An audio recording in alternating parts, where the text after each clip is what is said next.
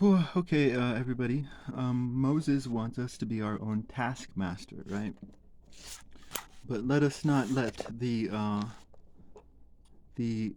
literal um, monsters attack us.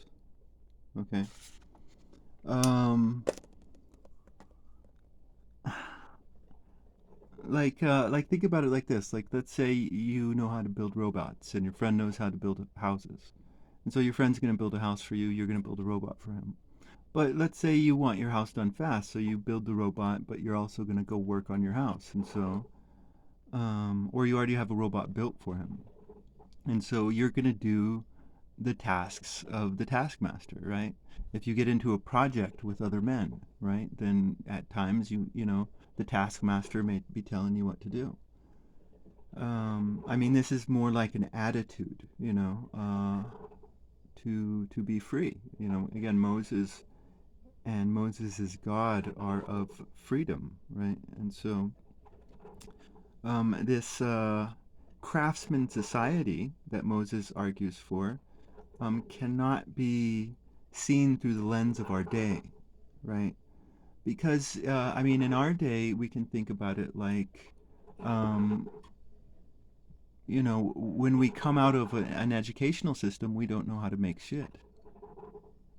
So the educational system takes our powers from us because a true education should empower you, right? So the education that Uuliab had was an education that empowered him to be able to create metalworks. Um, so our powers are insidiously taken away from us. Um, but I mean, we have to look at really before modern times, right? And before modern times, what do we see? We see the guilds, right? And what are the guilds? The guilds are evil, tyrannical craftsmen, right? And these guilds uh, usually function in the same way our society functions, right?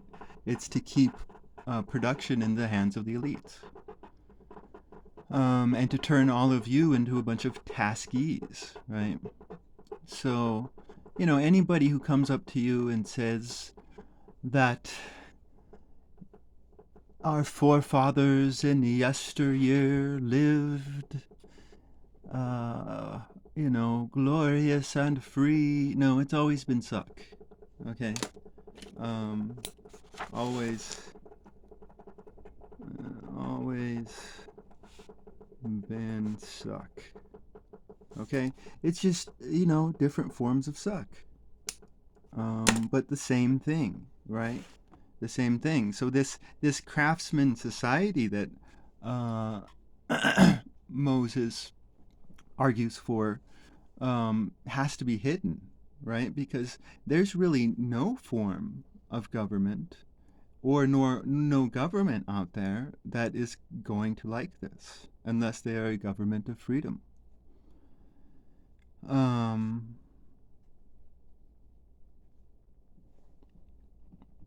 and so he has to keep this hidden because this is anathema to most societies throughout history, throughout recorded civilized history, right? Um, so I mean, I think it's important to look at this Taskmaster stuff like through his just stuff with these tyrannical craftsmen.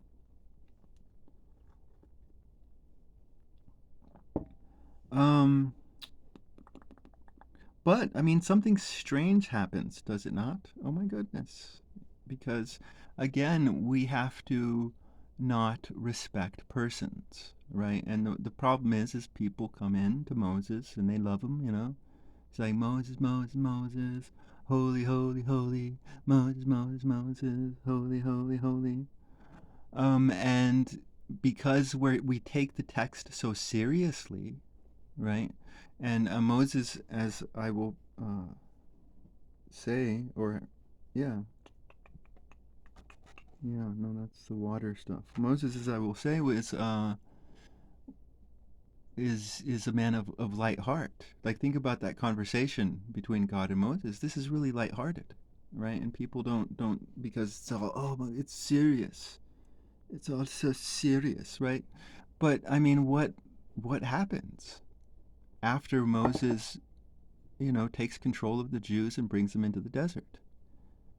Moses is the new taskmaster, right? I mean, do you see the hypocrisy, right? Moses is a hypocrite, right? Because Moses is, we're going to capitalize this, the taskmaster of the Jews, right? I mean, this isn't this hypocrisy? Like, he killed that taskmaster, and now he's the taskmaster. It's like, what is going on here, right? And first, what has to be said is, again, he's praising Uliab, right? Because Uliab is his own taskmaster. So that's the ideal, right? But what is happening here is basically rabbinical stuff, like religious leader type stuff.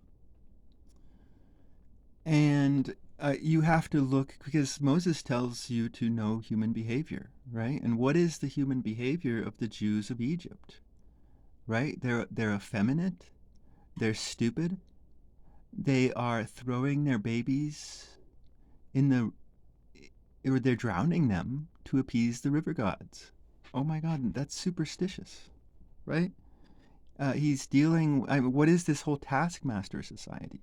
This is the Jews' development has been arrested, right? This is the arrested development, and Moses takes them out into the desert, and they start to whine. They're like, "Hey, we want to go back to the Egyptian, nice soft Egyptian couches and the great Egyptian food and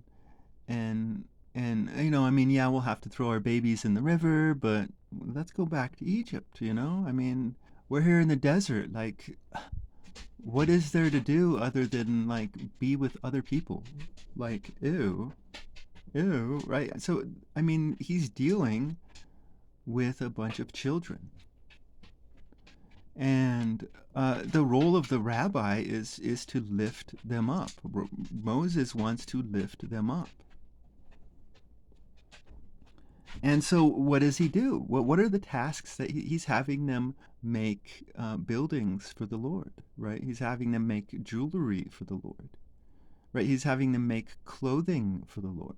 Oh my goodness, what is he doing? He's teaching them crafts, right? But it's all for the Lord, right? No, this is not for the Lord. Well, it is because it's a craftsman's school, right? He brings them out into the desert and he wants them to be free, right? He wants them to be their own so he's teaching them crafts. Um, I mean the whole 40 years in the desert thing you have to look at through the lens of a rabbi, right? Because you have two sides of the 40 years, right? On one side of the 40 year, you have an effeminate, stupid people who are drowning their babies to appease river gods. And on the other side, you have a strong people, right? So, I mean, Moses didn't get lost in the desert for 40 years. That's another lie. Oh my goodness. Moses the liar, right? But all that is incorporeal is void of lying, right? Um, the 40 years was like a behavioral um, a behavioral transformation, right? This is all about human behavior, and so he wanted to change them from a bunch of dumb, stupid, weak idiots into a strong, folk-wise hill folk, right? Because he's going to die, right? And when he dies, he wants them to be the strongest they can be. right? But right here now at this time, they're stupid. You know, they're whiners. And so Moses has to deal with them because this isn't the ideal for Moses, right? The glory of the image of telling others what to do has no appeal for Moses. Like if we look at Moses' writings, this is a very Renaissance man. I mean, the laws of Moses comes from his own understanding of the world. This is a man who studies insects.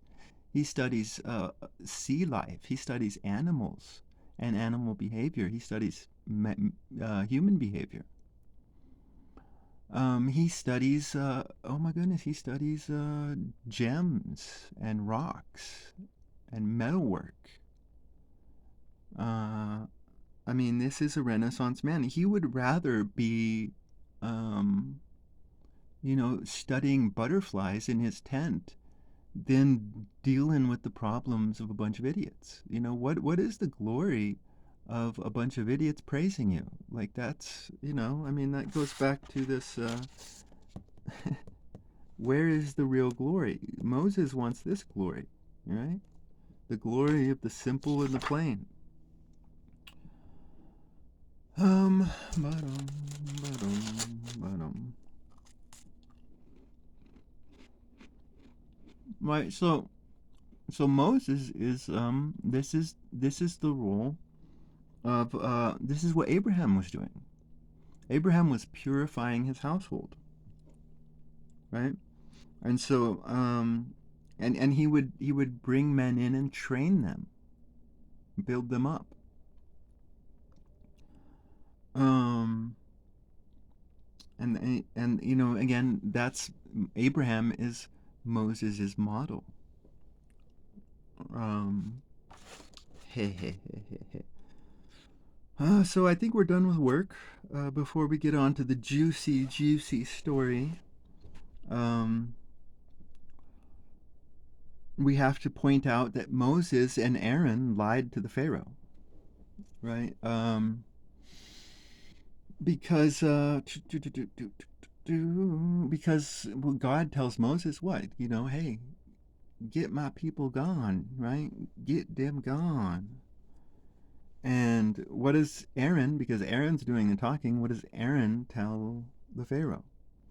Aaron tells the Pharaoh that they're going to, 3 days away. Hey, it's 3 days away. Our God wants us to go worship on this mountain, just 3 days away. Right? So there's this implication that they're coming back. Right? So Moses has a slippery will here. You see this? Moses' will is being slippery. He is shocked when the rod turns into a snake, right? Because this is the innocent, naive, good man. So people really need to learn how to read, because I mean, this is obviously what's going on. Okay, so let us get into the juicy story.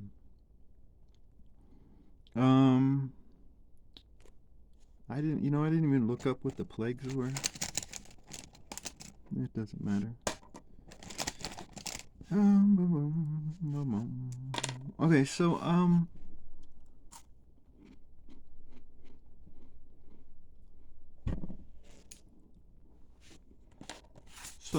let's do this.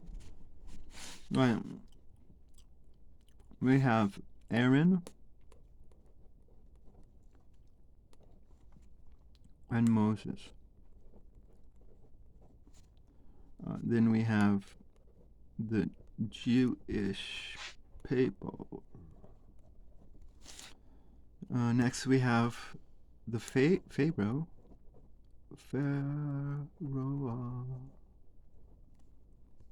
And then we have the wise men.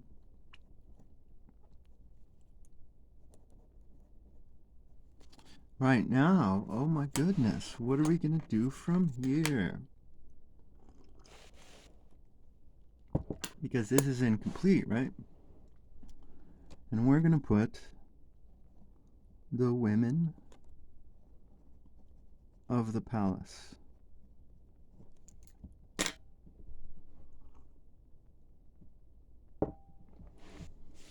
So, Moses lets us know at the beginning of the text that the wise men are in charge. So what we're about to see is we're about to see a shadow war, right? This is a shadow war that I will describe. Moses in the shadows versus the wise men in the shadows. So what is going to happen?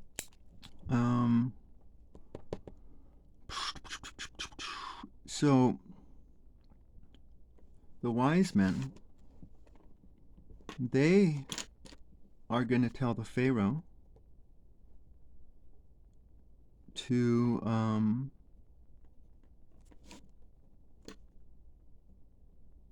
take away the straw of the Jews, right? Take away their straw.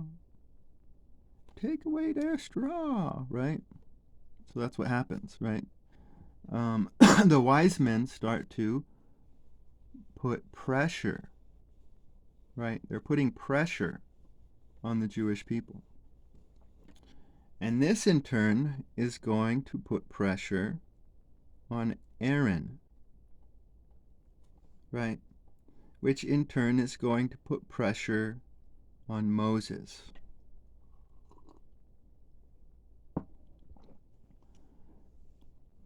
Now, oh my goodness, right? Here we go.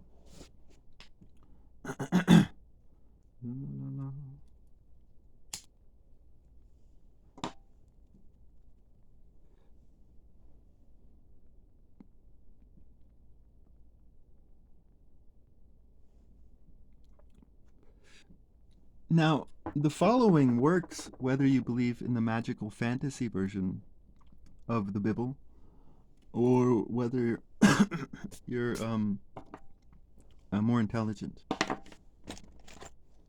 And it's funny either way. Like it's even funnier with the magical fantasy version.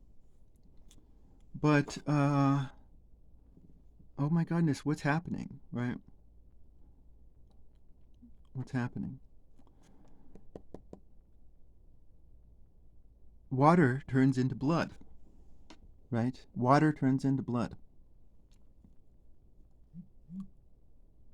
The women of the palace can no longer take a bath.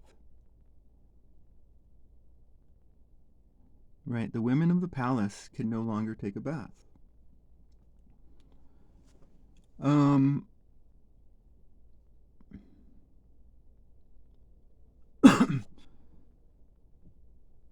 Frogs, right? I think frogs was one, right? I mean, oh my god, frogs? Like, who cares? Like, oh my god, like, they're cute little froggies. You know, what kind of plague is that? Ah, it's the froggies. Ribbit, ribbit, ah! Ribbit, ribbit, ah! Like, who cares? You know, but, oh my god, frogs are really yucky, and if they're everywhere, oh my goodness. And insects? Are insects, like, lice in the hair really pisses women off.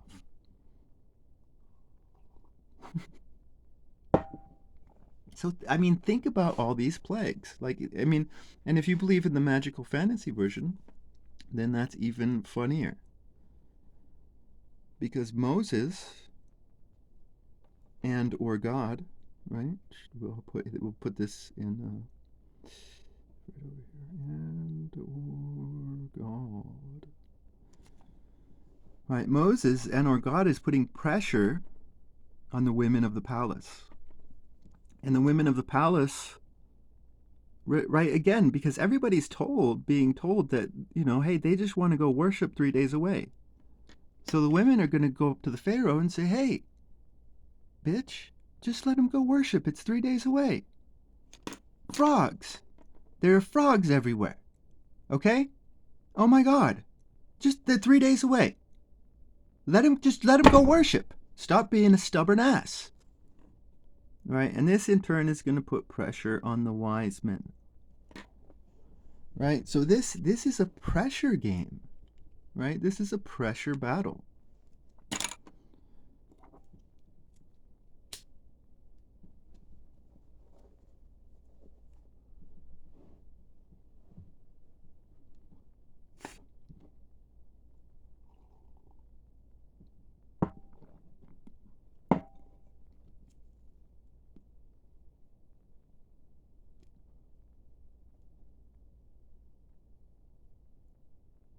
and oh my goodness, it's really funny, right?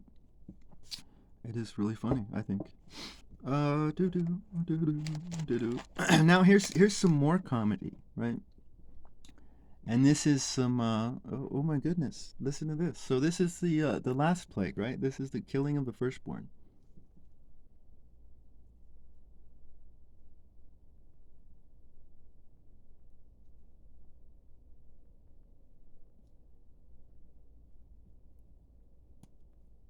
So I mean, who are we dealing with here? We're dealing with Egyptians, and we're dealing with evil wise men, right? So, oh my goodness, what do we know about this, right? We know that it within Egyptian society, obviously not everywhere in Egyptian society, but within Egyptian society, and this isn't true of all dynasties, right? This is only when the evil wise men are in charge. But when the evil wise men are in charge, those at the top kill their firstborns. So Aaron, the man doing the speaking, right? Aaron is going to the Pharaoh and telling the Pharaoh, hey, this is it. God's getting really pissed. I mean, we're not talking about frogs no more. He's going to kill your firstborns.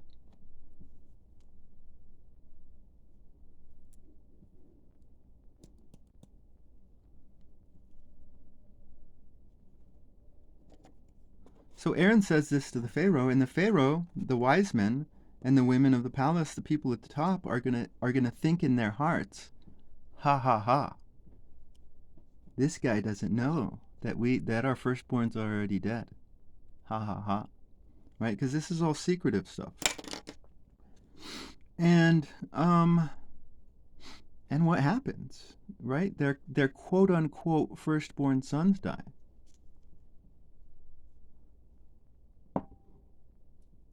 But it wasn't their firstborn sons at all.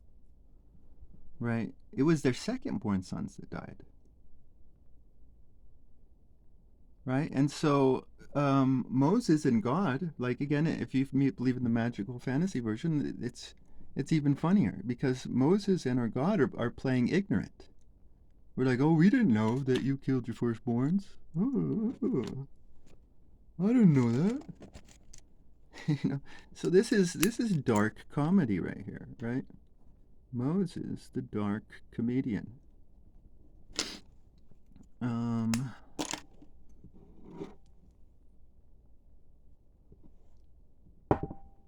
So what is happening in this pressure game right here? This is it. This is the final straw. Right? The women of the palace have had enough. Right? And Moses grew up in the palace, so he's got connections. There's the Jewish women of the palace. Right? And the women of the palace are wise enough to know what this image means. Right? They're wise enough to know what the image means. So Moses is telling us that this was a coup. Right? The women of the palace got rid of the wise men. Right? And this is the imagery of the water. Right? The water overwhelmed the Pharaoh and the wise men. Right? But the Pharaoh never died. Right? He's talking about an internal coup that happened within Egyptian society. And essentially Moses and probably several other Egyptian men in his cahoots, who were confederates maybe with Moses, Moses took over Egypt. And Moses' words are now in the Pharaoh's mouth. Right? So my interpretation of Exodus, I believe, is historically accurate. Because if you look at the history books or the history stones, they will tell us that Ramses never died. You know, he lived till ripe old age. So the magical fantasy version of the Bible is just historically inaccurate. And this is a better reading of the text because it's textually accurate. People don't know how to read. Uh, but this is what is going on. They were overwhelmed by the water, right? They were overwhelmed by the water.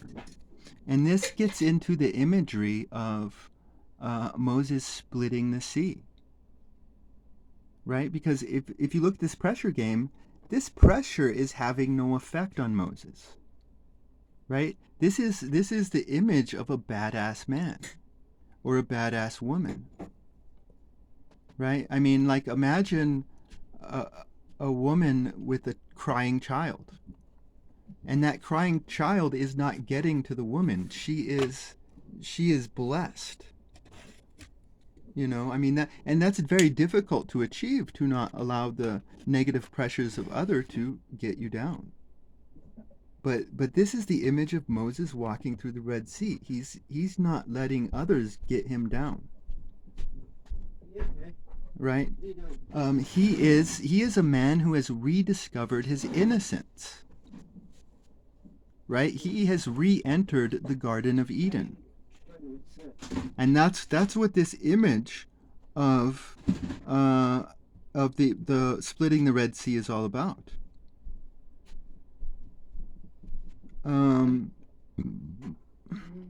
But again, like Abraham is Moses's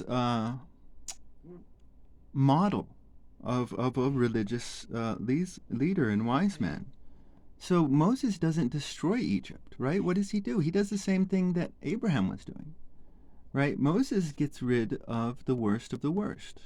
So he blessed the Egyptian people, and then he left. Like he could have took over. This wasn't Moses is not a tribal man. In Moses' eyes, there's only one tribe, and that's the tribe of love and brotherhood and justice.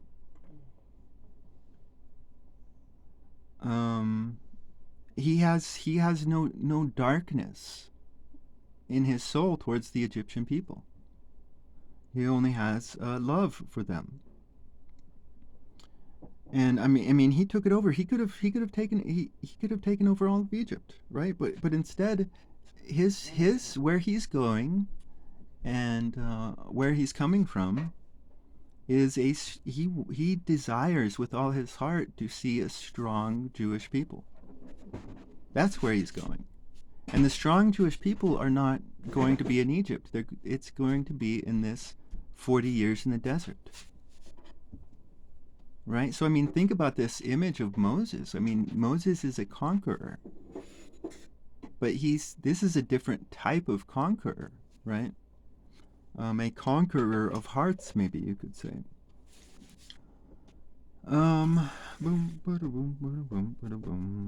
Yeah, I mean, he did not let the water of their whiny righteousness, right? Because think about how righteous the negative vibes are sometimes. That child is really righteous, right? And he's not allowing that water to overwhelm him, right? Because again, he has rediscovered his innocence. And that is all. We will go on, I think, to the golden calf later.